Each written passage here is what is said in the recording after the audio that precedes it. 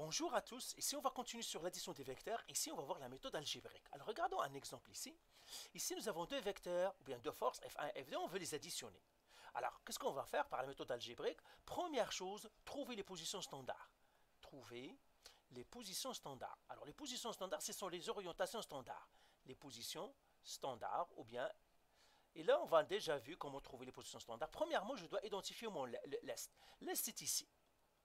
Alors, pour la force F1, quelle est sa position standard? Eh bien, ça part de l'est jusqu'au vecteur. C'est ça la position standard. Donc, cet angle-là, ça serait pour F1 quoi? Je le mettrai tête à 1 égale à quoi? C'est 25 plus 35. Donc, 25 plus 35. Et ça me donne 60 degrés. Donc, déjà, j'écris ma force F1. Je connais ses 40 newtons. Et puis, son orientation, c'est 60 degrés. Maintenant, la force F2. Elle aussi, c'est 30 newtons. Et sa position standard, je la connais déjà, c'est 25. Donc, position standard, 25 degrés. Deuxième étape, le tableau. Tableau des composantes. Tableau des composantes. Composantes. Alors, bien sûr, vous savez que l'Est, c'est X. C'est représenté par X. Et puis, le Y, bien sûr, il est représenté par le nord. Si je vois le nord, il est là quelque part ici, comme ça. Ça, c'est le nord. En fait, il est représenté par Y. Et là, je vais faire mon tableau des composantes. Je vais le faire comme ça. Comme ça. Et puis comme ça. Et là, j'écris vecteur. Ou bien force, normalement. Et puis, j'écris ici X. Et ici, Y. Parfois, on écrit ici horizontal.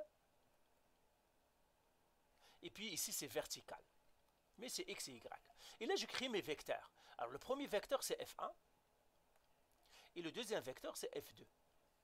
Alors, le F1, c'est quoi? C'est 40 newtons. Donc, je vais faire 40 fois cosinus l'orientation. L'orientation, c'est 60. Et ici, le Y, c'est 40 fois sinus l'orientation. 60. Même chose que pour la force 2. La force 2, c'est 30. Donc, je dois faire 30 fois cosinus 25. Donc, vous voyez, j'utilise tout simplement l'amplitude ou bien la norme et l'orientation. Cosinus l'orientation, cosinus 25. Et ici, ça va faire 30 sinus 25. Et je fais ces calculs-là à la calculatrice. Alors, si vous faites ces calculs-là, pour le premier, vous allez trouver celui-là, c'est 20 newton. Je vais les écrire avec une autre couleur. Je vais l'écrire avec le bleu. Ça, c'est 20 newton. Lui, ici, c'est 34,64. Lui, ici, c'est 27,19. Si vous calculez ça. Et puis, le dernier, ici, c'est 12,68. Mais moi, qu'est-ce qui m'intéresse? Ça m'intéresse le total parce que c'est la force nette que je cherche. Donc, je vais le faire ici. Et je vais faire ici force nette.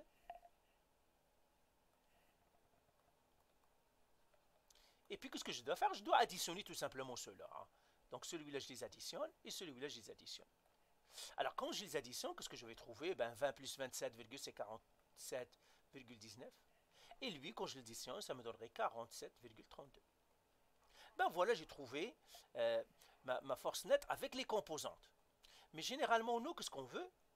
On ne veut pas les composantes, on veut la direction aussi. Alors, troisième étape, trouver la direction avec le triangle. Triangle. Donc, je dois tracer le triangle. Alors, le triangle, tout simplement, je fais encore mon repère cartésien. Comme ça, pardon. C'est comme ça. Donc, donnez-moi un moment, je dois cliquer une seule fois. Voilà, c'est ça. Mon plan cartésien, c'est ça. Et là, je place mon X et mon Y. Et si je reviens en arrière, mon X, c'est quoi? Ça, c'est X. Et ça, c'est Y. Donc, X est 47,19. Donc, je vais faire 47,19. Je ne dois pas être à l'échelle. Tout simplement, ça, c'est X. Et là, j'écris 47,19. Le Y, c'est 47,32. Tout simplement, ils sont positifs. Et là, je vais faire mon rectangle. Je trace le rectangle. Et mon vecteur, là, maintenant, où est-ce qu'il est? C'est celui-là. C'est ça le vecteur que je cherche. Voilà, comme ça. Mais là, j'ai un triangle. Quel est ce triangle? Eh bien, je vais le tracer maintenant d'une manière plus correcte. Voilà le triangle, c'est celui-là. Et je vais le nommer. Ça, je le nomme A. Le vecteur toujours que je cherche, je l'appelle AB. Et celui-là, c'est C. Et ça, c'est un triangle rectangle. Alors, ce côté-là, c'est quoi? Ben, c'est 47,32. C'est le Y ici. Hein? Donc, je le mettrai ici. Ça, c'est le Y. Et ça, c'est le X. Ben maintenant, qu'est-ce que je dois chercher? Je dois chercher lui, je dois chercher ça donc pour l'orientation. Donc première chose, je cherche celui-là sur le côté, la force nette ici. Alors Pythagore, je vais faire Pythagore et je vais faire tout simplement force nette égale à A au carré plus B au carré. En fait, c'est C au carré, je le mettrai ici, est égal à A au carré plus B au carré. Alors je mettrai C au carré égale A, c'est 47,19 au carré plus 47,32 au carré. Alors C au carré, ça me donne, si vous faites ce calcul-là, ça vous donnera 4466,08.